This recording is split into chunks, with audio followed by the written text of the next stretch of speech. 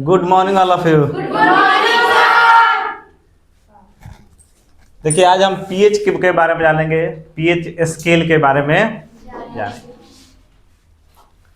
देखिए कहा गया है कि शहद जैसे मीठे लोग अक्सर मधुमक्खी जैसे डंक मारते हैं। तो जो भी व्यक्ति शहद बोल रहा हो, मीठा बोल रहा हो, समझिए कि कभी ना कभी आपको धोखा जरूर देगा। तो वैसे ज़िंदगी में पढ़ाई के साथ साथ ये भी ज़रूरी है कि लोगों के बारे में भी जान जाए कि कैसे लोग हैं, आपके साथ कैसे लोग रहते हैं। जैसे कि मान लीजिए कि अगर घर परिवार में कोई खूब अच्छा से चल रहा है तो कोई कह देता है गांव देहात में कि तुम्हारे बारे में तुम्हारा भैया ऐसा बोल रहा था, भले वो बोला हो या नहीं बोला। अब मान लो किसी भाई से ऐसा कह दिया जाए तो वो पूछने तो जाएगा नहीं, लेकिन उसके बाद के विश्वास करके भाई के प्रति उसमें क्या हो जाएगा, भेदभाव उत्पन्न हो जाएगा। तो इसीलिए जब भी कोई तीसरा व्यक्ति आपके परिवार के बारे में बोल रहा हो कि आपके परिवार में ऐसा हो रहा था, तो उस पर बिल्कुल भी विश्वास नहीं कीजिए। अगर सही भी हो तो विश्वास नहीं कीजिए। सिर्फ सीधे डायरेक्ट जाइए घर में, आज घर में जाकर उस बात को सीधे भूल जाइए। अगर नहीं भूलना चाहते, अगर साफा आपको मन में है तो अपने जिसके बारे में कहा गया उससे पूछ ही लीजिए। इससे घर परिवार हमेशा कायम रहता है।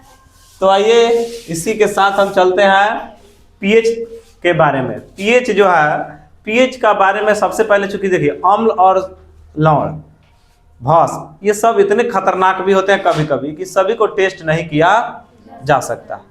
तो उसको मापने के लिए सभी को सूचक से जांच भी नहीं किया जा सकता। अब कितना आप सूचक लेकर आइएगा, आपका कितना ज्ञान हो जाएगा। तो उसके लिए एक स्केल बनाया गया, ठीक है। तो उस स्केल को बनाने वाले वैज्ञानिक का नाम है सोरेनसन। किसने बनाया था? सोरेनसन ने 1909 ईस्वी में बनाए थे। सोरेनसन नाम के वैज्ञानिक ने पीएच स्केल को बनाया। पीएच स्केल में क्या होता है कि यह शक्ति को मापता है।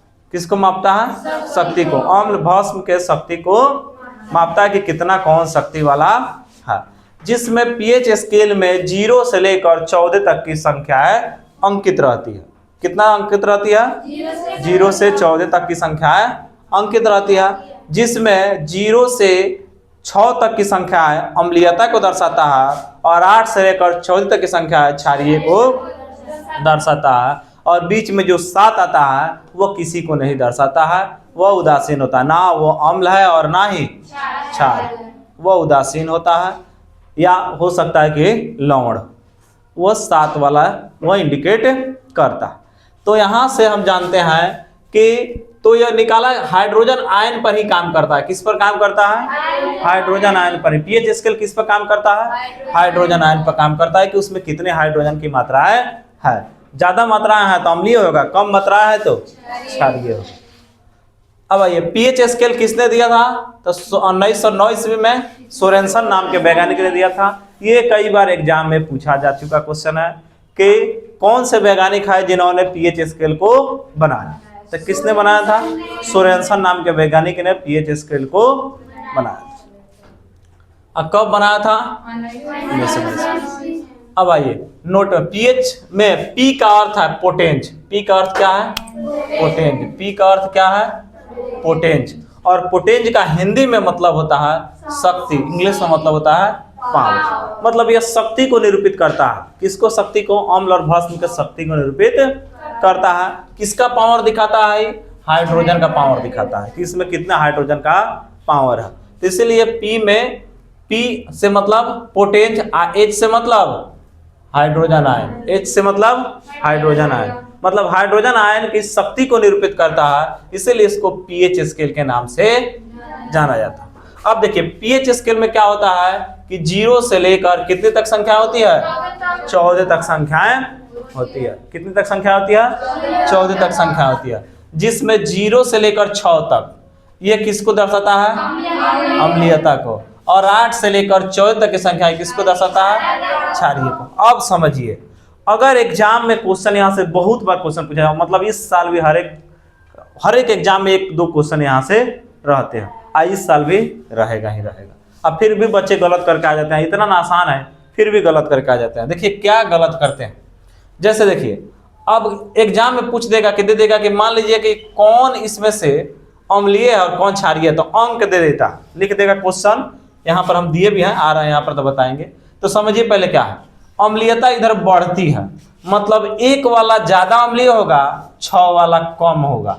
बात समझ रहे हैं, 1 वाला क्या होगा अब गलत यहीं से कर देते हैं। अब संख्याएं तो देखने में लग रही है एक लग रही है, तो लगेगा कि कम होगा इसका अम्लीयता, परंतु ऐसा नहीं होता है। 1 वाला ज्यादा अम्लीय होगा और 6 वाला कम अम्लीय होगा। अब अगर एग्जाम में पूछ जाए कि निम्न में से कौन ज्यादा अम्लीय है, तो 1 वाला में से और 6 वाला में से संख्या दे दे तो कौन ज्यादा होगा, 1 वाला। अगर 2 दे दे या 4 दे दे तो कौन ज्यादा होगा, 2। और 3 दे दे या 7 दे दे तो कौन ज्यादा होगा, 3। बात समझ रहा है। तो ये ऐसे एग्जाम में पूछता है, यहाँ से उल्टा हो जाता है। हाँ तो पूछेगा नहीं, जल के बारे में कई बार पूछा गया। हाँ तो पूछा जाता, उदासीन को नहीं पूछा जाएगा। अब समझिए, अगर एग्जाम में पूछ दे कि निम्न में से कौन अधिक क्षारीय है, तो 2 क्वेश्चन दे दे, 8 दे दे और 13 दे दे, तो इसमें से कौन ज्यादा क्षारीय है, कौन होगा, 8। तो यहीं से गलती करते हैं, 13 ज्यादा क्षारीय होगा, यही कंफ्यूजन हो जाता है। अब क्षारीयता 7 से ज्यादा बढ़ती है और 7 से पहले अम्लीयता वाला घटती है, मतलब घटती हुई संख्या ज्यादा अम्लीय और इधर बढ़ती हुई संख्या ज्यादा क्षारीय। बात समझ रहे हैं, इसीलिए तीर का चिन्ह इधर बता रहा है, तीर का चिन्ह इधर है, तो इधर आप बढ़िएगा तब क्षारीय क्या होगा, बढ़ेगा। और तीर का चिन्ह इधर बताया, मतलब इधर बढ़िएगा तो क्षारीय अम्लीयता बढ़ेगा। ये कम हो, इससे ज्यादा है, इससे ज्यादा, इससे ज्यादा, यह इससे ज्यादा, यह इससे ज्यादा, 1 वाला। इधर चलते हैं तो 8 कम है, 8 से ज्यादा 9 है, 9 से ज्यादा 10 है, 10 से ज्यादा 11 है, 11 से ज्यादा 12 है, 12 से ज्यादा 13 है, सबसे ज्यादा 14। बात समझ रहे हैं। तो इधर बढ़िएगा तो बढ़ते हुए क्रम में सही हो जाएगा, इधर घटते हुए क्रम में ज्यादा होता। बात समझ रहे हैं। अब किसी विलयन के पीएच का मान उसमें उपस्थित कौन आयन के बराबर होता है, H आयन के बराबर, हाइड्रोजन आयन के बराबर की सांद्रता के लघु गुणांक लॉगरिथम का ऋणात्मक मान होता है। अब ये लॉगरिथम जो है यहाँ पर आपके बुक में इतना ही दिया है, आगे जब आप 12th में पढ़िएगा, साइंस लीजिएगा, तो वहाँ पे एक लॉगरिथम चैप्टर मैथ में आता है, जहाँ से ज़्यादा आप यहाँ से अध्ययन कर सकते हैं। कभी टाइम मिलेगा तो हम भी बता देंगे। यहाँ आइए, तो पीएच बराबर होता है, माइनस में लिखा है ना, ऋणात्मक मान होता है, तो माइनस लॉग प्लस एच है ना, पीएच बराबर माइनस लॉग आईएच के प्लस हो जाएगा। तो अब देखिए लॉगरिथम में कहता है कि जब भी कोई संख्या माइनस में होती है तो ये बटा में चला जाता है। तो यहाँ आइए, पीएच बराबर हो जाएगा log 1 बटा एच। हाँ, तो जो ये संख्याएं ये पोस्ट में होती है, वो संख्याएं क्या हो जाती है, माइनस जैसे हटता है तो किसमें बदल जाता है, 1 बटा में चला जाता है। हाँ, तीर का निशान कहाँ है, अरे प्लस है, तीर का चिन्ह नहीं है, प्लस का चिन्ह, प्लस का चिन्ह, तो प्लस बना लीजिएगा, तीर नहीं बनाइएगा।